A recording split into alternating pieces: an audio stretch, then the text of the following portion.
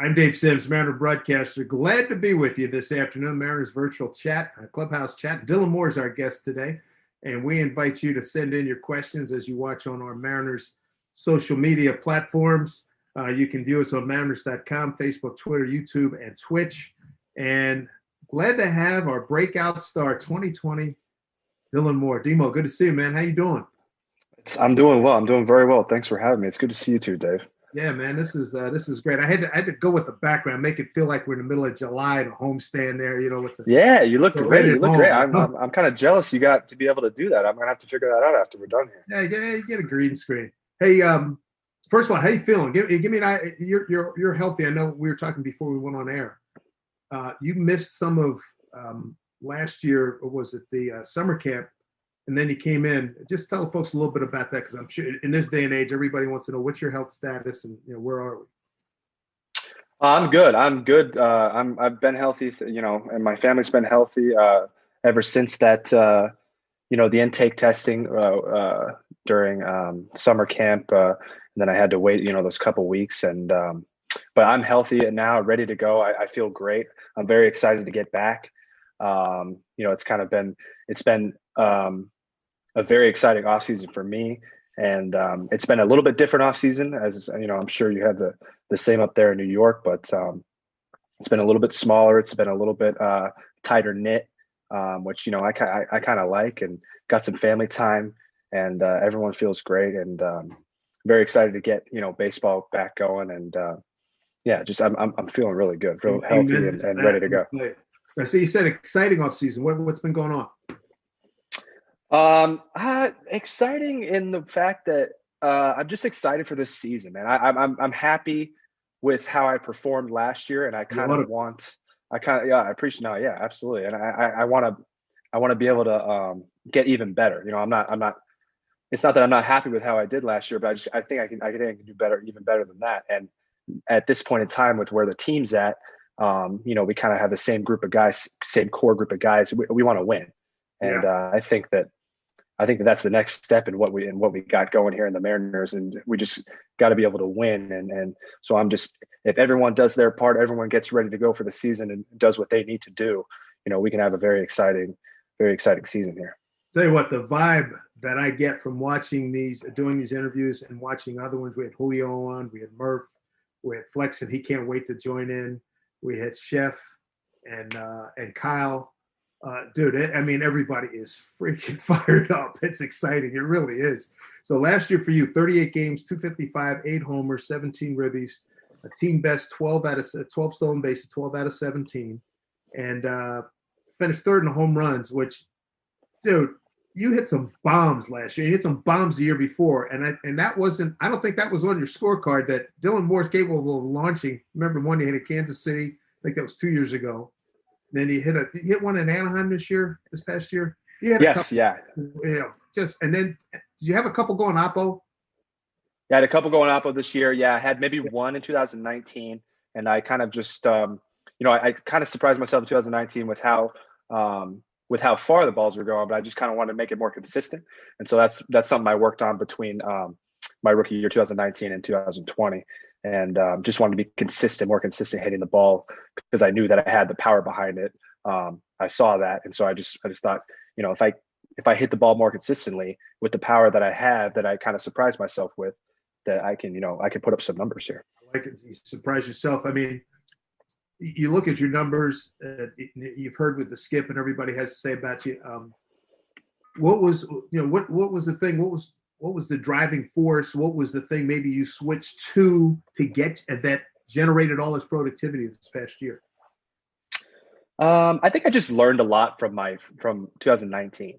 The game at the big league level is very different. There's a lot less room for error. There's a lot less opportunities because everyone's better. It's the best of the best. It's the best baseball ever, which is what everyone aspires to get to. But then when you get there, you got to make sure that you're in the moment, and you keep on going with what is working, and you kind of make adjustments on the fly and adjustments in the off season. And that's what I did. I kind of just shortened up my bat path a little bit with the velocity. I was swinging and missing a lot. And it just goes back to what I was saying earlier. I want to be more consistent with touching up the ball, putting the ball in play hard. And that was pretty much the driving force behind the adjustability between 2019 and 2020. Did you make an adjustment on your leg kick? I saw some video the other day. It looked like they were doing a side by side, 19 and 20. Looked like there was a little bit of adjustment there. What did you do? Not so much with the leg kick. I think it got a little bit bigger just because it was a little bit of an adjustment between my getting a better base. And I think that it just happened to be a little bit, it wasn't conscious. It was more, I kind of more focused on my back leg and getting into my back hip and controlling my forward move. Right. The weight. Yeah, that's right. So if that brings up my leg a little bit higher, it wasn't on purpose, but yeah, I did notice that as well. A couple of home runs that you hit as you're running to first base, you're going, damn, I got that one. It's Absolutely, like the occasional drive I hit on the golf course. Oh, I really got one that time. Yeah, that's one. You're going for it in two. You hit that bomb drive on a long par five. Yeah, it felt good. It feels really good to hit the ball, on the nose and know that you got it for sure. Yeah, defensively, I love your versatility. I grew up. I'm a lot older than you are. Cookie Rojas was a great versatile player. There's been so many. The late Tony Phillips was a great versatile player. I mean, you did everything this past season, but pitch, catch, and play shortstop. And at second base, dude, you look good. You and JP worked well. Yeah, no, he's a fantastic, obviously Gold Glove winner. Very proud of him for that. Was very, very excited for him to get that award. He definitely deserved it. He's come a long way. With Bone's awesome. He's helped out quite a bit. But we gel up the middle for sure. I love second base. I think second base I really love shortstop, but JP's really good shortstop. So second base is awesome. I like being position. Second base. On the infield, shortstop's my favorite position. But I'll take it wherever I can get. I love playing all different positions. It kind of gives you a different vantage point in the game. Every game I come to the ballpark and I got a different kind of view of what's going on, and it kind of broadens my perspective on the game itself, which is kind of cool for me. Wow. Yeah, because you see it at all kinds of angles. You're in left field one night, you're second base. I mean, you're seeing every angle there is, right? In terms of and seeing the ball coming off the bat at different slice, hooks. Yeah. Yeah. It keeps you on your toes. There's no lull in kind of like maybe if you went out at the same position every single day and like you could maybe lose a little bit of lack of focus because you're just doing the same thing over and over again. There's none of that because you're here one night, you're there the next night, and I got to get my ground balls at second if I'm playing second, or I got to get in the outfield during BP and read some balls, or working with the outfield coaches and doing some drills and stuff. So there's never a lack of variety for sure. Wow, man, that's really good. Let's get some questions in for Dylan Moore, who joins us here today on the virtual Clubhouse chat. See what's on the minds of Mariner fans. Here you go. Carly wants to know, what are you looking forward to in this upcoming 2021 season?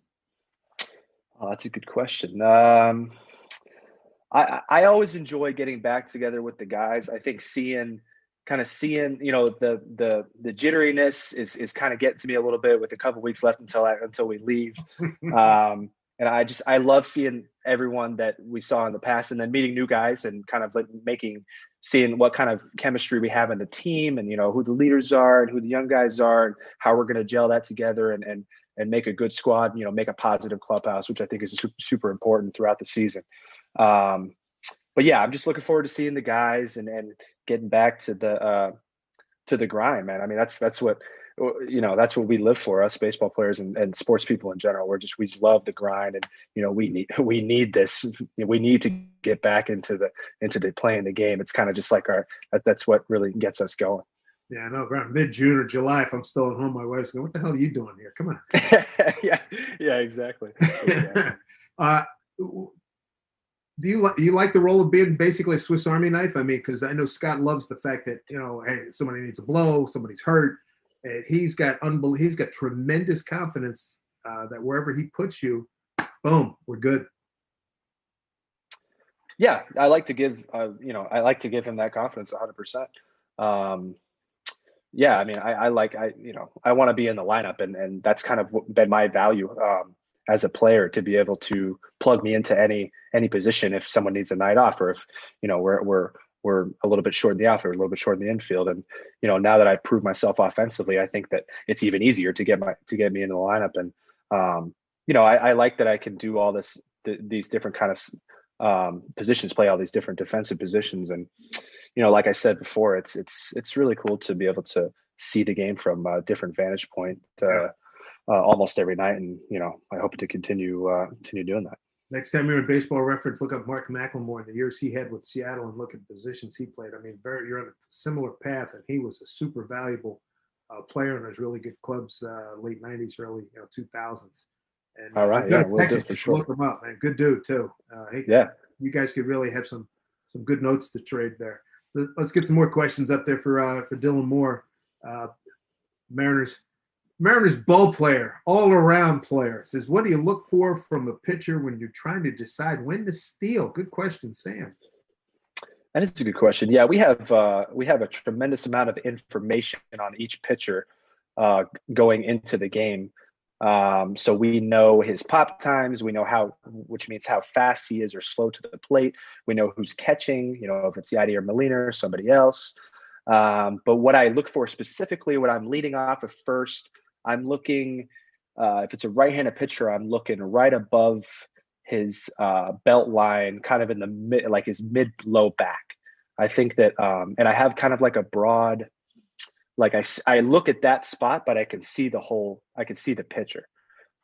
Sometimes I get caught if I'm looking too much at his left heel, which everyone thinks is the first thing to move. Sometimes that's not the first thing to move. Sometimes he has a lean or he has a twitch with his delivery, and so I like to be able to look at that that section, hit the middle of his body, because often that's the first thing that moves, and then see the whole picture in case he picks off. That's pretty specific, but that's what I look for. Yeah, no, that's good. Did you steal a lot of bases coming up high school, college, minors? Yes, I stole a fair amount in the minor leagues. In college, it was a decent amount. Obviously, you don't play as many games, but yeah, and I tried to run as much as I could. There was a couple teams I was on, especially in the PCL, where there's a lot of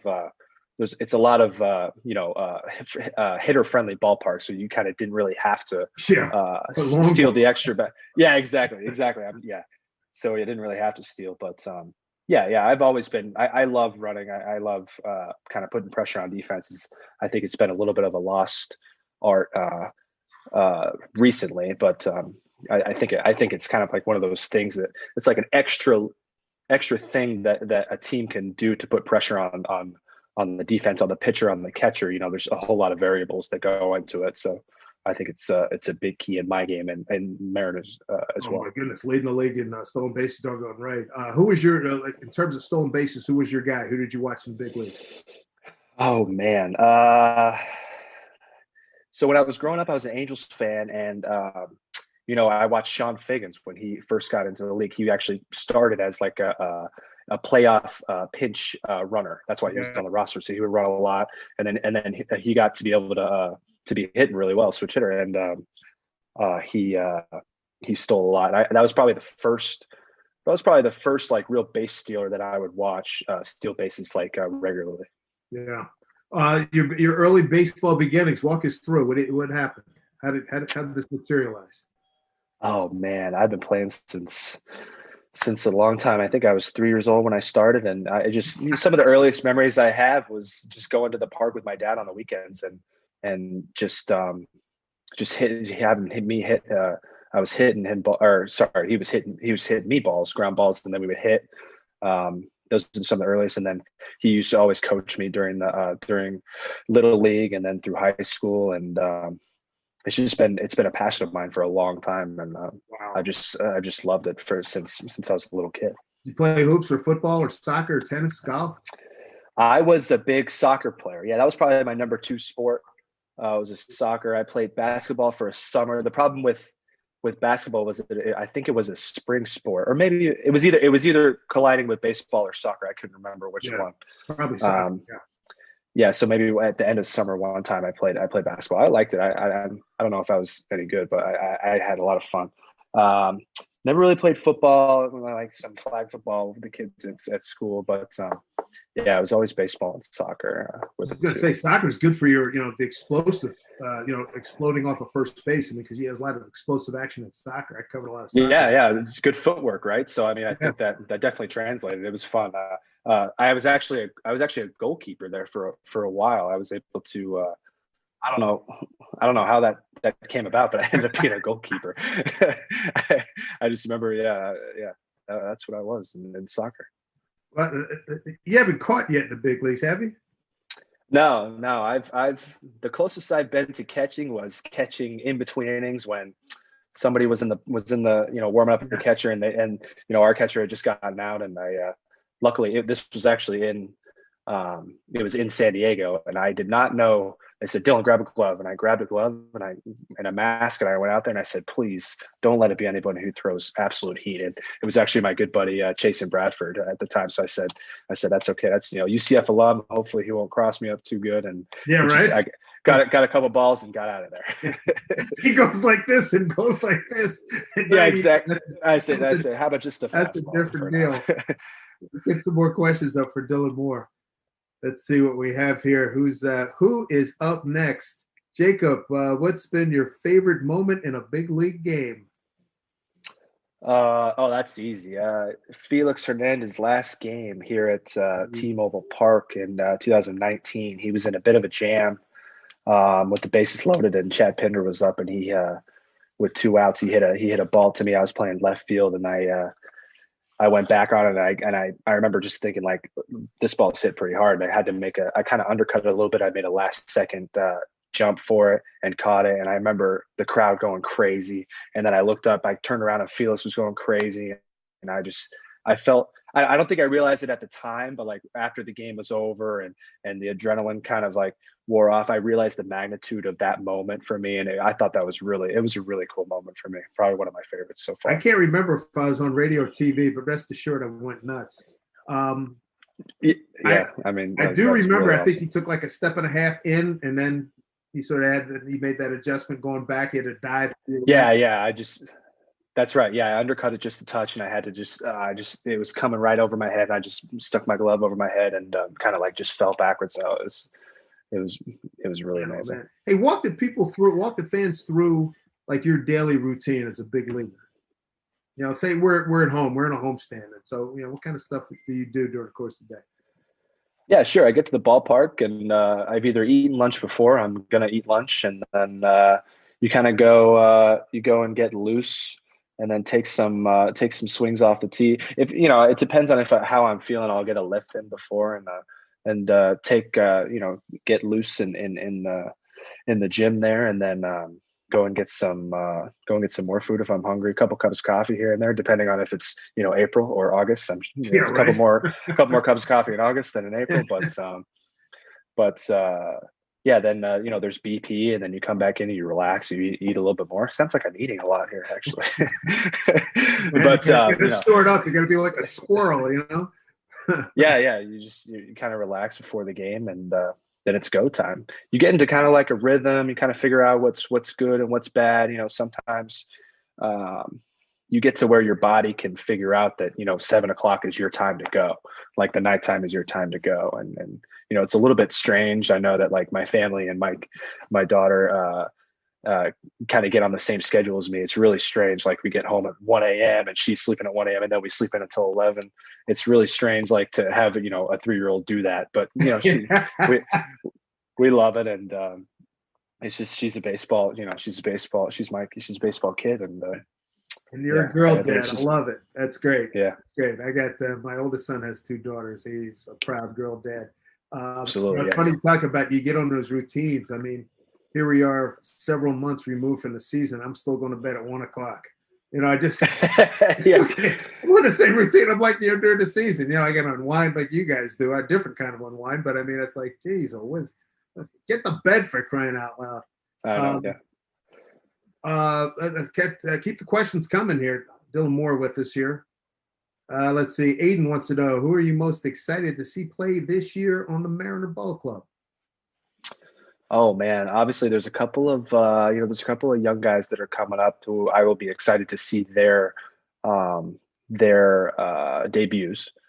But on the team, I mean, there's so many guys that have so much potential that got just a little taste of it last year, and I'm excited to see how that translates into a 162 game season.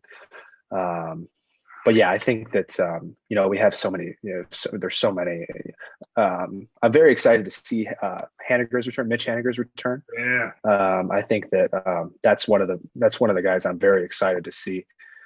He looks great. On all accounts, he looks like he's back body wise and health wise, and we're very happy to have him for sure. And I'm very excited to see him in spring training and see how he performs. Yeah. Hey, you know what? I want to bring up a couple of moments, and you'll remember it. And I give you major points, major kudos for that game where you had the 3 errors in a row. And I remember talking to you, like I might have popped in right before I went home, and I talked to you the next day. Dude, you handled that beautifully because that for a lot of people, and they're consequential errors. And man, you rebounded like that. I mean, I've been around sports all my life, and the way you bounce back, I mean, it pleases me to give you tribute on that because it was really, really well done the way you handled that. I appreciate it. I mean, yeah. No, I remember. I remember you. A lot of people came in, and I remember you came in and you said, "Hang in there, kid." A long way to go. And it was very helpful to have all my teammates were super supportive, and it's just one of those things that happens. And I've been able to throughout my career, kind of, especially in this game where failure is 70% of the game, on the offensive side. So you have to learn how to get past it. And yes, that was like the I don't know, like the snowball effect of the biggest, error, whatever you want to call it, like the biggest kind of thing that could have happened. But I'm a move on kind of guy. You make a mistake, you move on.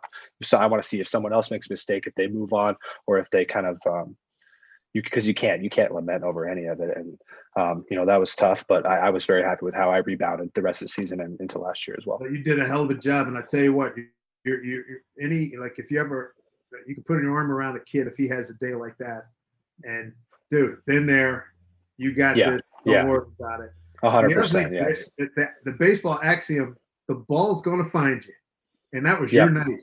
That was my night. Yeah, for sure. That's right. Yeah. And so, I definitely, I know how it feels and I know what to say, what not to say. And so, but again, kudos. I thought that was outstanding. I appreciate it. Yeah. Thank you very much. Yeah, you're very welcome. Well earned. More questions. What do we have? Who's out there? We got Mariner fans. I did a little. What's your favorite all-time baseball movie from Alex? Oh man, that's a good one. There's so many good movies. I like Moneyball. That's pretty recent. Bull Durham's a good one as well. Man, there's so many good ones. The Naturals, really good one as well. Man, if I had to pick one, I Moneyball, just because Brad Pitt's a favorite actor of mine. He's the dude, man. He does a really good job. Yeah, I really like that movie a lot. I was going to a football game in New Orleans one time, and he was on the sidelines, and with one of his kids, I had to go over and say, "Dude, just enjoy your work, man." And he was he was growing a beard for next role. And, "Hey, man, appreciate it. How you doing?" We chatted. Oh, that's awesome. That's really cool. That's really cool. Yeah, that's awesome. It was one of those things. It's like you meet somebody that you admire from afar, and then if they're a good guy, it's like, yeah, all right, I didn't waste my time, Yes, exactly. Yeah. I mean, they're everyone's a regular person. You just gotta, you gotta try not to geek yourself out that, they're and you're right. You don't know if he's a good person or a bad person, but you hope that he is. yeah, absolutely. How big a family do you come from? I have 2 brothers and 2 sisters. I am the second oldest. I have an older sister, Haley, younger sister, Maddie, and then I have 2 little brothers, twins, wow. Tyler and Zach. So it was a big family, but it was fun. I liked it a lot. I mean, there was never a dull moment, that's for sure. We drove our parents crazy, and there was a time there where we were all of us were in the same house for a couple years there, until my older sister went to college, and I'm sure that was a heck of a time for my parents. And I have a new appreciation now with my son being born with 2 kids. Oh, congratulations! And, all right, thank you very much. Thank you. Yeah. What's his name? Lucas Jose. All right, there we go. Lucas Jose. Oh, very nice. Yes. That's my father-in-law's name. That's very cool. Good for you. So I have a new appreciation for parenthood. Yeah, been there, done that, doing that. Yeah. Grandparenthood now, my man. Let's see. Who's up next on the question board here for Dylan Moore? Brian wants to know, how do you mentally prepare for playing in the infield versus the outfield? Another good question. Ooh, mentally. Mentally might be a little bit, how do I approach this? It's kind of, so on the obvious side, you're closer to the ball in the infield and you're farther away in the outfield. So there's a little bit more reaction time in the outfield, and you kind of, you don't want to go 100% at your first kind of instinct in the outfield, because you could be burned by something, because it takes a little bit for the ball to get out there to just for you to decide whether you need to go right, left, back, or front. On the infield side, you gotta worry about bad hops. You gotta worry about it's a ground ball. It's just a different mindset. I think I'm in a different position body wise. To catch a fly ball or to field a ball in the outfield in the grass than I am in the infield. So I guess it's just kind of like I don't have to prepare mentally any different. It's just kind of like a mindset. Like, hey, I know I'm fielding this ground ball to throw it to get a guy out, or I'm just fielding a ground ball in the grass to get it into second. You know what I mean? It's a little bit more relaxed, I think. It's interesting too, from my vantage point as a broadcaster, when you're playing the infield, you better know the speed of the hitters, because I can remember. I think it might have been you. We're in Anaheim 2 years ago, and I think he hit a ground ball to shortstop, and Andrelton Simmons like, yeah, I got this. And it took his time, and he went, oh my God! And you were there all of a sudden. He had I don't know who it was, but he had the rush, and he just got you. I think it was you, and he didn't know your speed. And you see that particularly early in the season when you got some young guys that had who are just coming up. How do you get the gauge or get to know how fast each guy on the other side is? You kind of know. So the difference, it's easier at the big league level because everybody is a somebody. I mean, it's harder to know who, like in the minor leagues, like, who is this guy? He just came up from AA. I don't really know him. We don't have as much information, stuff like that. But I know that Shohei Ohtani is really fast. But he's kind of taller, so maybe you don't know. So like, hey JP, this guy runs. We communicate in the infield. This guy runs. Make sure a one if we're doing a double play. But yeah, the internal clock is huge, and I think, you don't really practice that. It's kind of one of those things that you get as you play more games in the big leagues, because the internal clock is the fastest, right? Oh my God, are you kidding? Oh yeah, so. But there are times when spring training's really big for you too, right? Yes, absolutely. Spring training is huge. Yeah, that's probably one of the main reasons we have spring training, right? To get back into the flow of the game, the speed of the game with the best players together. Yeah. And so you kind of just have to. It's one of those things you have. It's like it's built into you as a baseball player. At each level, you get higher.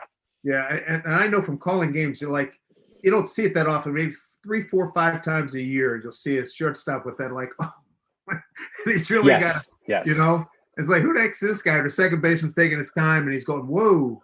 So there was a walk-off last year in Minnesota. Byron Buxton hit like a 2-hopper, maybe 3-hopper to the shortstop's backhand, and he beat it out to win the game. And that was the most incredible. I mean, he's on a different level speed-wise. He could be an Olympian. But I remember watching that and going, man, that's insane. Yeah. I remember watching that. I tried on Quick Pitch on MLB Network. You're right, and he was like full out the whole time. Oh my gosh, he's very, very, very fast. Very impressive.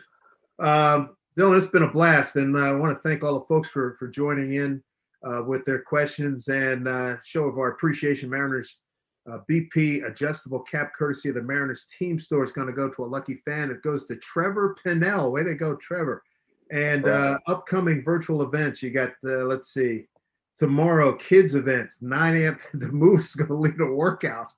At 11 o'clock, kids press conference with Jake Fraley. 12 noon, kids edition of Mariners Bingo. And at 3 p.m., a kids press conference with Shed Long Jr. It'll be a good day. All right. Hey, Dylan, thanks for your time, man. Appreciate it. Good to see you. I'm glad you as well. And congratulations on the son too. So you got 1-1. You're good, man. 1-1. Yeah. We'll see. All right, stay healthy. See you soon. Thank you, sir. All right. Yeah. For doing more, I'm Dave Sims, Mariners broadcast. Good to see everybody. Take care. We'll see you down the road.